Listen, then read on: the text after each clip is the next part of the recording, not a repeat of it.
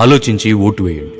సత్యాగ్రహాలు, పోరాటాలు, ఉద్యమాలు చేసి సంపాదించిన స్వాతంత్రం, సార్వభౌమత్వాన్ని కాపాడడానికి, దాన్ని బలంగా నిలబెట్టడానికి రాసుకున్న శాసనం, వాటిని సరిగ్గా అమలు చేయడానికి 2 సభలు, భిన్నత్వంలో ఏకత్వాన్ని నిరూపించడానికి రాష్ట్రాలు, వాటిని సజావుగా నడపడానికి శాసనసభలు, వీటన్నిటినీ పద్ధతిగా అమలు చేయడానికి ప్రతినిధులు, వారిని ఎన్నుకునేందుకు ఎన్నికలు, అందులో పాల్గొనేందుకు రాజకీయ పార్టీలు. ఇవన్నీ చేసేది మహానుభావులు కాదు, వ్యక్తులే. కానీ చాలామంది మర్చిపోయేది వ్యక్తిత్వం, విశ్వసనీయత.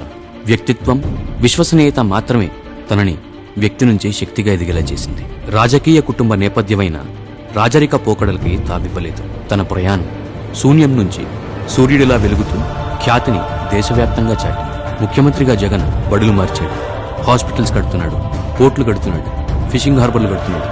అందుకు మాత్రమే ఓటు వేయమని నేను అడగట్లేదు. పెద్ద పదవిలో ఉన్న పేదింటి మనిషిలా ప్రతి కుటుంబం గురించి